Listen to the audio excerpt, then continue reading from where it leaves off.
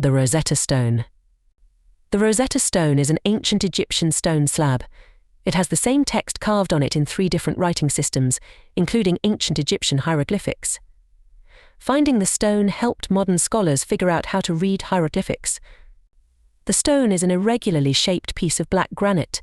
It measures 3 feet 9 inches 114 centimeters long and 2 feet 4.5 inches 72 centimeters wide. It was broken hundreds of years ago. A Frenchman named Bouchard discovered the stone in 1799, during France's occupation of Egypt 1798 to 1801. He found the stone near the town of Rosetta, Egypt, about 35 miles 56 kilometers northeast of Alexandria. After the French left Egypt in 1801, the Rosetta Stone passed into British hands. It is now in the British Museum in London, England. Priests of the ancient city of Memphis, Egypt, apparently composed the inscriptions on the Rosetta Stone.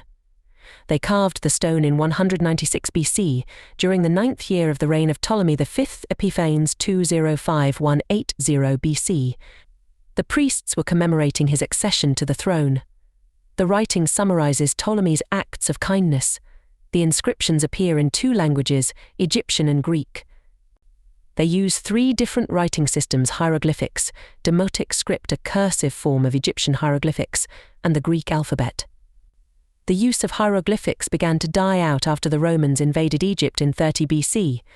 The last known Egyptian hieroglyphic writing appeared in the 4th century AD. Therefore, modern scholars did not know how to decipher hieroglyphics. Undaunted, Thomas Young of England and Jean-François Champollion of France set out to decode the writing on the Rosetta Stone. The hieroglyphic text on the Rosetta Stone contains 6 identical cartouches ovals enclosing hieroglyphs.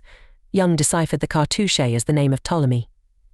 In doing so, he proved a long-held assumption that the cartouches found in other inscriptions were the names of royalty. Young also examined the direction in which the bird and animal characters faced. He thus discovered the way in which hieroglyphic signs were to be read. In 1821, Champollion began to publish papers on hieroglyphic writing.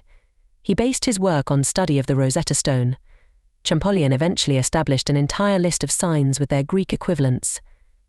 He realized that some of the signs represented single sounds while others were syllables.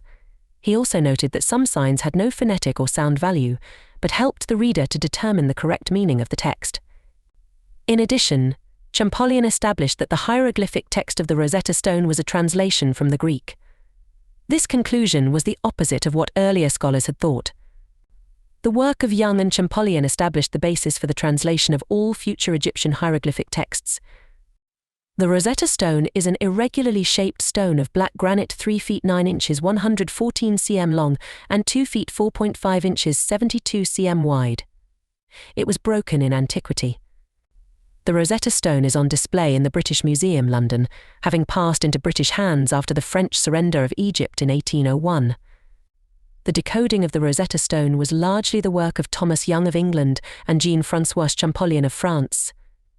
Champollion was the first Egyptologist to realize that some of the signs were alphabetic, some syllabic, and some determinative, standing for the whole idea or object previously expressed.